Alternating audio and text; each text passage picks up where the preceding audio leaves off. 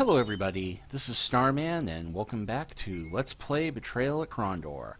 Last time you remember, I talked a little bit about Raymond Feist and his game world. I showed you the basic interface options and told you about our three heroes that we're starting out with here. We explored the first town close by where we start the game, and we are about to begin our first combat. Now, as I know the last time, we can right-click on a creature to see what it is. And we don't have to worry about attacking non-hostiles in this game because there aren't any. If it's in the game world and we can see it, it's going to try and kill us. So, let's go ahead and try and attack it. Unfortunately, we failed the stealth check to sneak up on them, so the enemy was waiting for them. "They've seen us," Locklear shouted.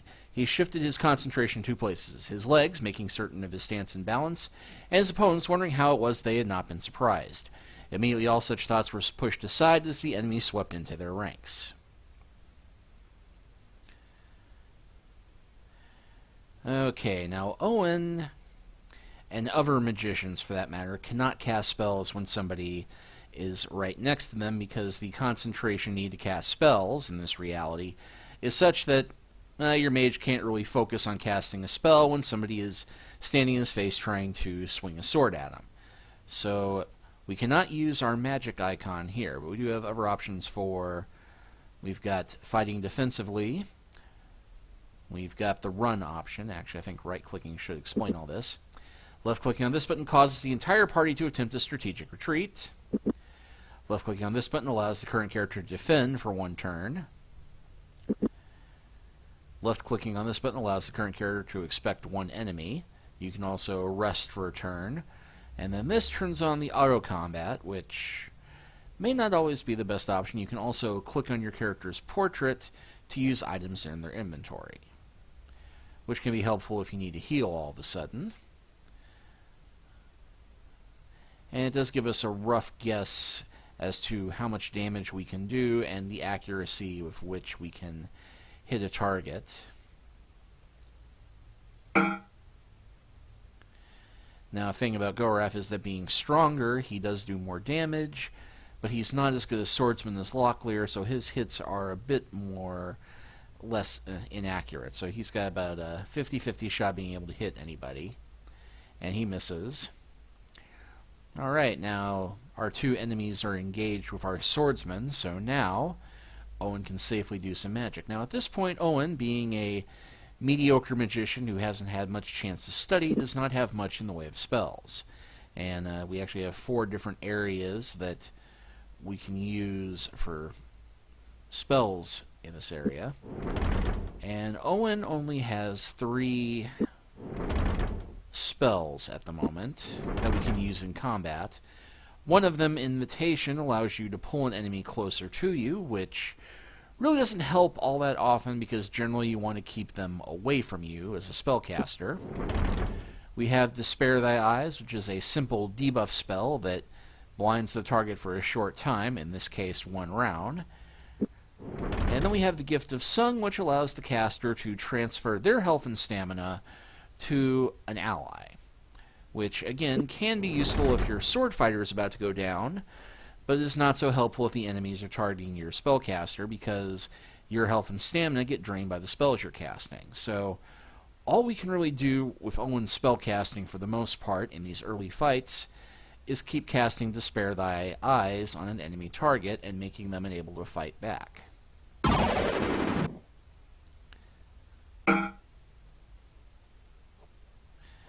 Of course, even blind, Goraf still can't hit this guy. And we'll just keep this going for a bit.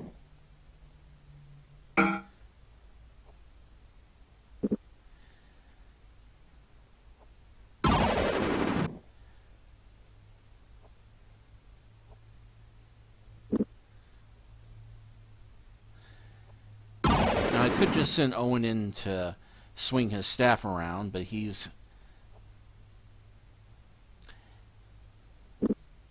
Now apparently this one has gotten sick of waiting and decided to make a run for it. And fortunately we don't have a bow, otherwise we could shoot this guy.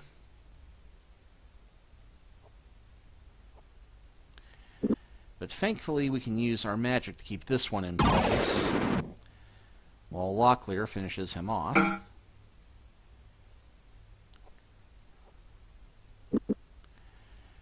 Because you typically don't want the enemies getting away. I think there's only one fight in the game where it causes a failure condition, but every enemy you can't kill is one less bit of loot that you get. And another free little hint here.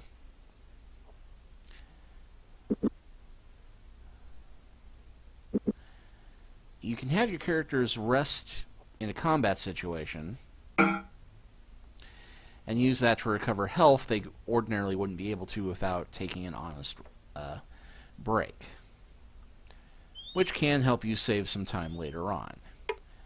So we have another dead body and just sword and armor, but higher quality armor than we've got at the moment. And we'll go ahead and have Goraf fix those up.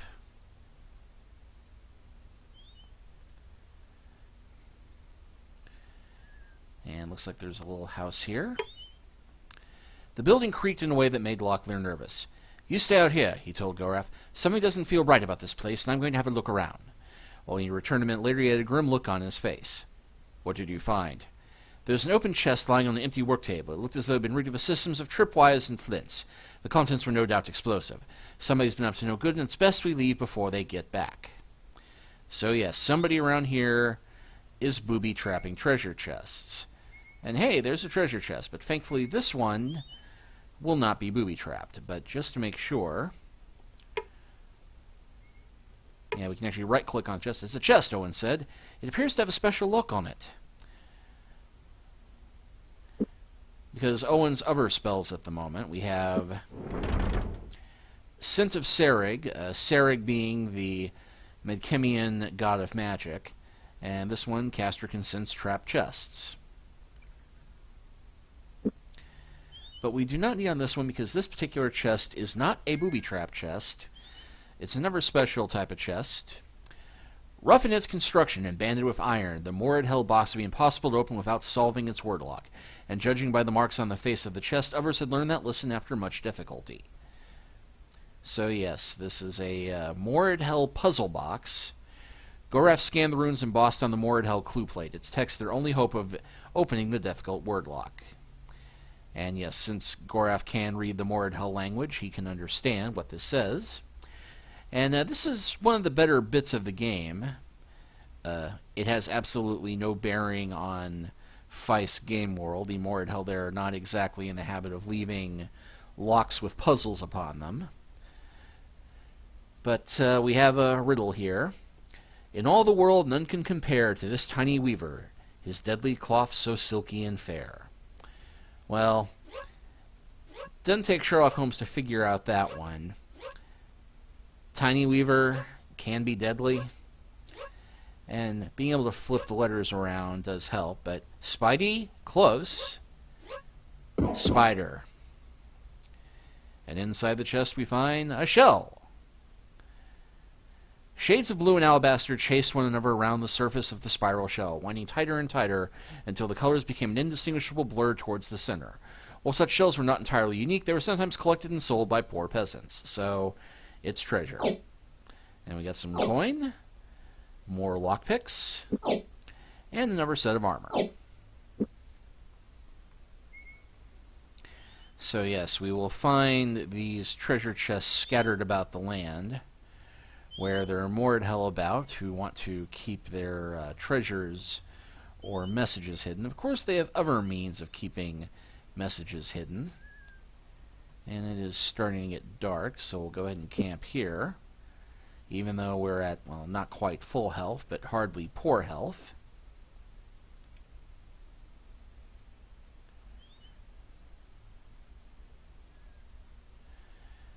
And alright, we have somebody in the trees there, I think. The Moredhel warrior grinned. Sidestepping the surprise attack to try and gain the higher ground, he waggled a mocking forefinger at Locklear, his eyes light with bloody eagerness. "Fine," Locklear said, preparing for battle. "Then we shall do this the hard way." So yeah, lone Moredhel. This will not be much of a contest.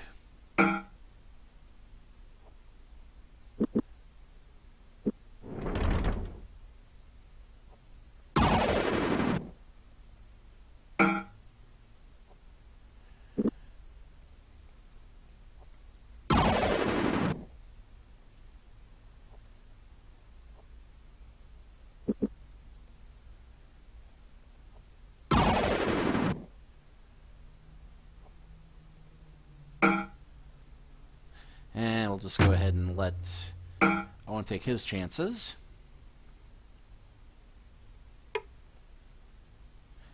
Alright, well, we have another peasant key.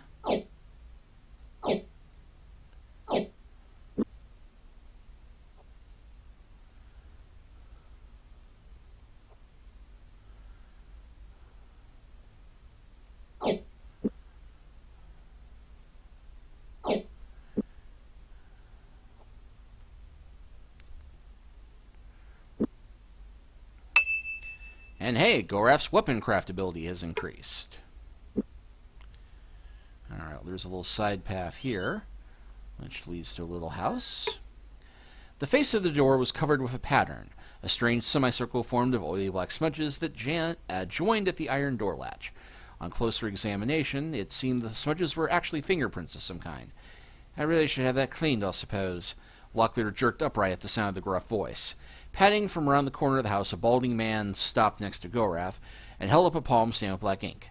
"A scribe tends to make quite a mace. Occupational hazard." "Scribe? Among other things," he said. "Currently I've accepted a commission on behalf of a traveling merchant to do a survey of all the mercantile boxes in the area." He cast a knowing look at Goraf. "Perhaps you would be interested in helping." "And what would we profit off of it?" Goraf asked quietly. "Information," the scribe replied. "I've acquired a book I think you'll find very interesting. There's a box just west of Hawk's Hollow on the southern side of a small hill. Find out what's in that box, and I will give you the book. Now leave me, I have much work to do." So yes, we have a quest to go open a chest to get a book. Now I'll admit that doesn't sound like much of a quest, but books in this game can be incredibly valuable as they can allow you to get information that you might not otherwise be able to get and level yourself up with quite a bit of efficiency.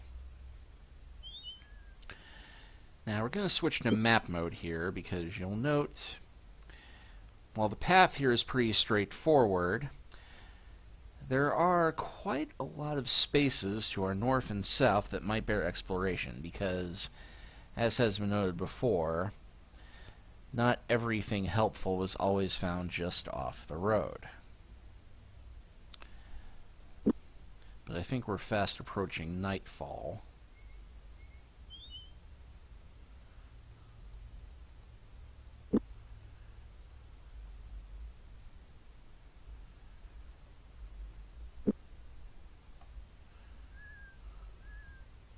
Case in point.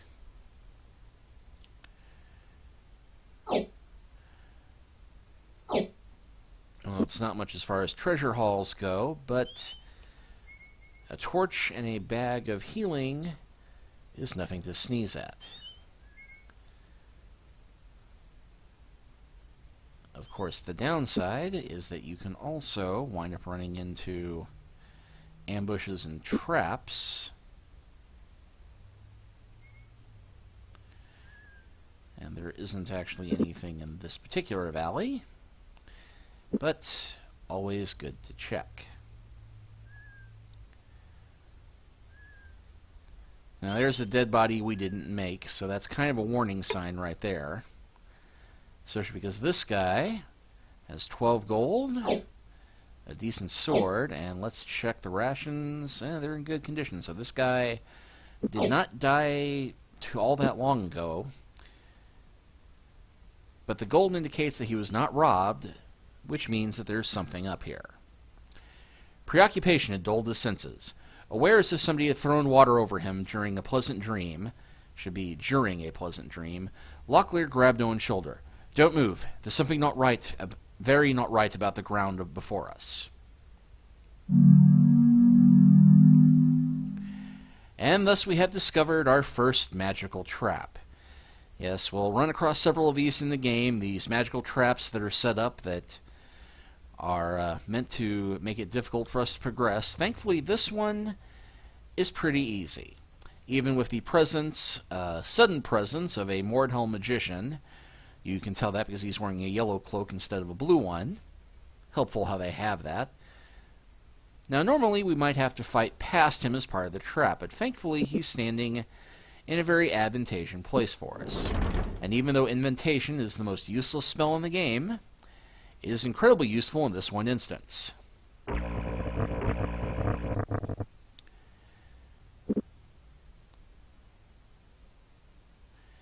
So, crossing between the poles is bad. Thankfully, we only need one member of the party to get through the trap.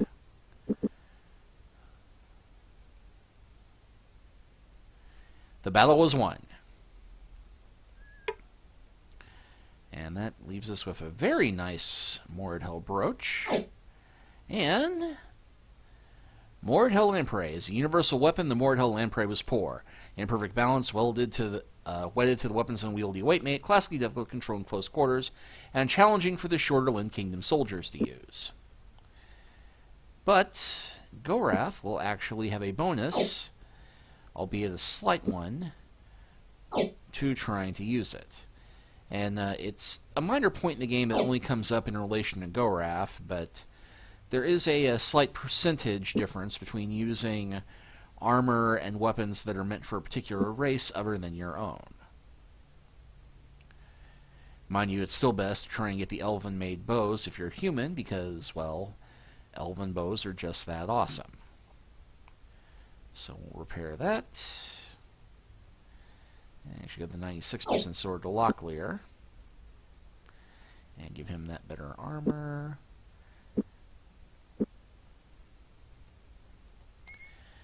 And you know, there's a cornfield here, but this,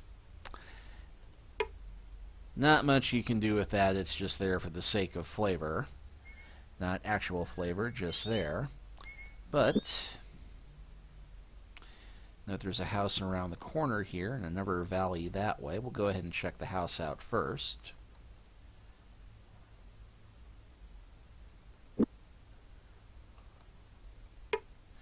300 pounds of madman answered the door. Ugh! The greasy-looking farmer said to himself, sizing up Locklear in a single glance. Should have known that some kind of stranger had to be responsible. For what? Locklear prompted. Don't play stupid. You've been keeping me up for the last 10 nights of those rackets to the west. Locklear shook his head. I'm afraid there's been a mistake, really. We'll be leaving you now. So yeah, that... I've tried exploring the field to the west before at night and not had anything happen.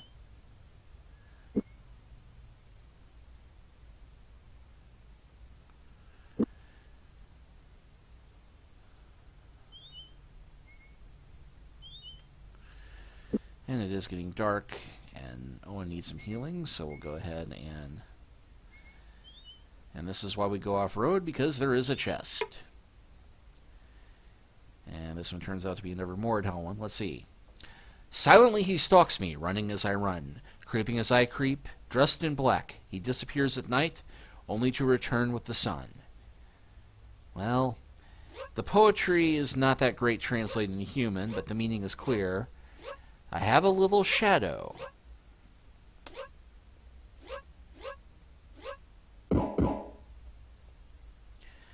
And that gives us a scroll,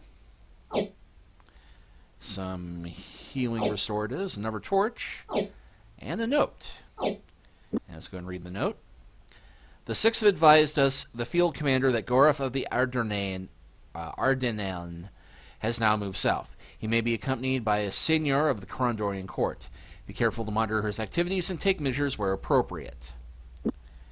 Alright, and the scroll scratched on the scroll in painstakingly lucid detail was a magical spell which had been titled Eyes of Ishap, Ishap being the god of knowledge. Now, whenever we find one of these scrolls, we can learn a new spell. And at this time, it's vitally important that we learn all the spells that we can, because Owyn's magic is going to become very important to us.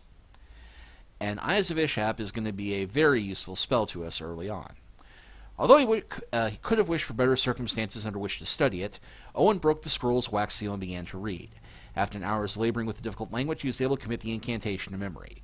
While the words on the parchment etched indelible patterns in his mind, the scroll grew brittle, then crumbled slowly between his fingers like sun-dried leaves. So, yeah, scroll goes bye-bye once you learn the spell.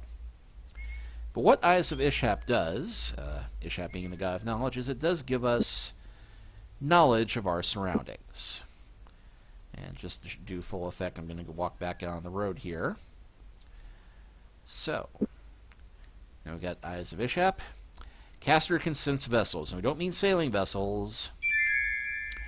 We cast it, and it will show objects like homes or chests nearby in the world that we can use to try and find things. So,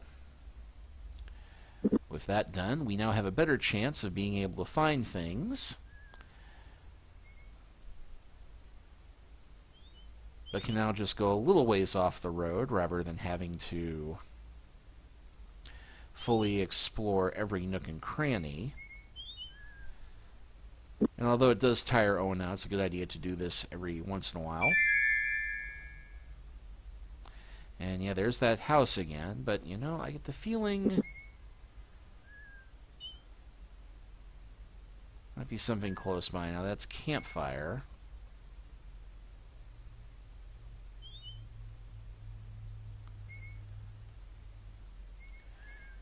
And in fact, there is something here, an alternative way to get around this lake without having to use the bridge over here. And why is that important? Well, the bridge is guarded, but not so well guarded that we cannot cope with it.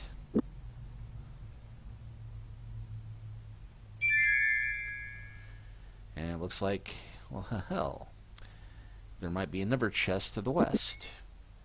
Though that might be the one that we just found earlier.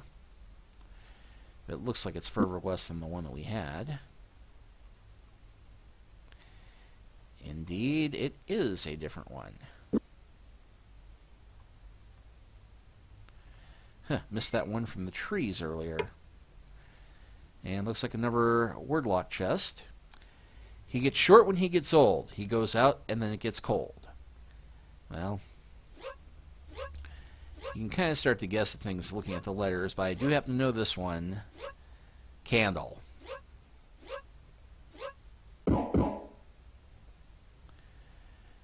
And hey, another spy note and more scrolls. And perhaps most impressively, a blessed weapon.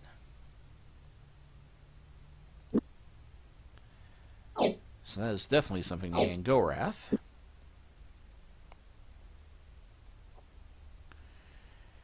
Alright, let's look at the spy note.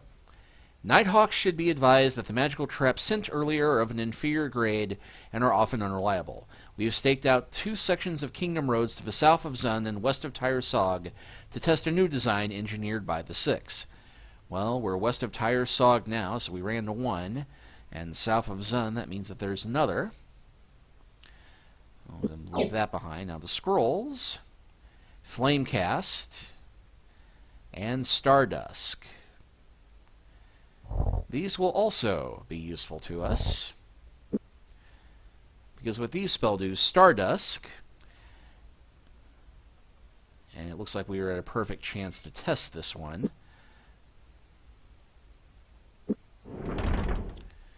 Stardust creates light above ground, so we can keep. Creates a nice bluish light so that we can see at night should we need to travel in a hurry. And we have a graveyard here, which has another chest in it, with nothing of import but a shell. Now graves We can get morbid and dig them up, but we do need a shovel to do it, but you run the risk of awakening whatever is in the grave by doing so.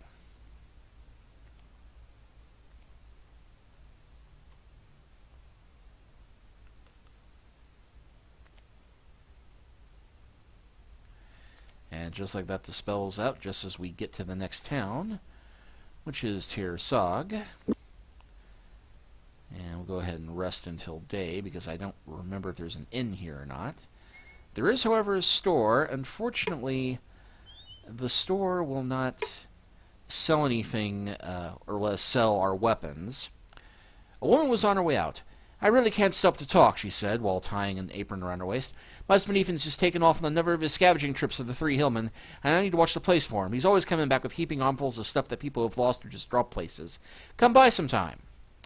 In a few moments, she hurried out of sight. So that lets us know that the one shop in town here is, in fact, a pawn shop that sells random items. A man stumbled outside. "I'm Murray, town undertaker. Who's kicked it?" he asked in a minute. "I mean, who has departed to the other side? You don't sound as if you believe in life after death." "The only thing lively going on in the graveyards is thanks to the living," he said with a chuckle. "Only last month I was talking to the gravedigger who tends Lamutte's yard. He told me something gone into his yard and dug a new grave. Has no idea what's under the stone." "Why doesn't he go dig it up and see?" Locklear asked. He tapped the side of his head. "He's afraid a shade'll get him. Supernatural mumbo humbo, if you ask me. What's dead stays dead. Never seen a ghost in my life. Goodbye, gents." So yeah, there's a warning that you go digging graves up, you might have to deal with the risen dead. And it looks like somebody left some arrows behind in this home. For all the good it does us without a bow. Locklear rapped on the tavern door. When it was apparent that nobody was coming to open up, Locklear shrugged. "Well, it would seem the common folk have taken Prince Arufus' laws to heart. Doors only open from midday to midnight," he said with a sigh. "But I suppose somebody had to ensure the farmers weren't drinking when they should be out in the fields. Sometimes he really takes all the fun out of life." Yeah, a bit of a mythology gag there for the Raymond Feist fans. Prince Arufa, who is one of the heroes of the original trilogy of novels, there's a running gag between him and Amos Trask, a ship captain who helps him out on a couple of adventures, about how Arufa has a knack of taking all the fun out of life, being a sensible lad of sorts. And literally, the first couple books end with Amos complaining about Arufa taking the fun out of life. And then other characters, including now Locklear, repeat the phrase whenever Arufa does something that, well, yes, okay, but you really are taking the fun out of this.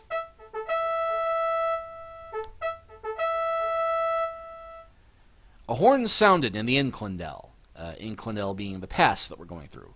Immediately, several additional notes echoed the first, passed on down the bend of the canyon, while shadows began to appear along the length of the defile. Defile? Defile, defile, defile.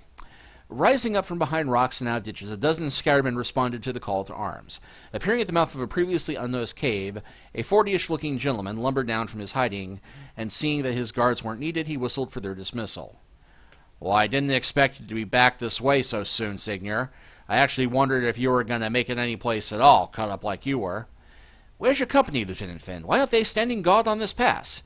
"With all due respect, Senior, we're digging ourselves out of a pretty mess presently. Not long after you and the Moredhel trounced through here, a white screamer came up out of nowhere. Worst snowstorm I've seen in 16 years. Note the complete lack of whiteness behind him. 10 miles on down the dell, the pass is buried under 5 feet of snow. I sent out guards to help our forward positions, but I'm not positive they can do much. Kind of like lighting your pipe under the bitter sea. There's no way to get through the Inclindel at all? Not unless you're a snow-burrowing mole or a fire drake, no sir. Whoever may be in the Northlands or in the Kingdom, they got a long wait on their hands if they need to get down this road." "Well, that's it then. We'll have to turn back. Take care, Lieutenant." Yeah, not that we have any reason to go north at this point, because the Inclindel is one of the passes that goes through the teeth of the world, which is this mountain range here, into the Northlands, which is this whole area here, the Northlands being the domain of the Moredhel, and being a frozen wasteland for the most part. And we can see some of the villages along here. So we have gone all the way from here to this crossroads here. Not a bad stroll across the kingdom, all things considered. And Hawk's Hollow down here is where we have to go to look for that chest for the brother Jeremy over here. And that is where we shall start heading next time. We will see you then.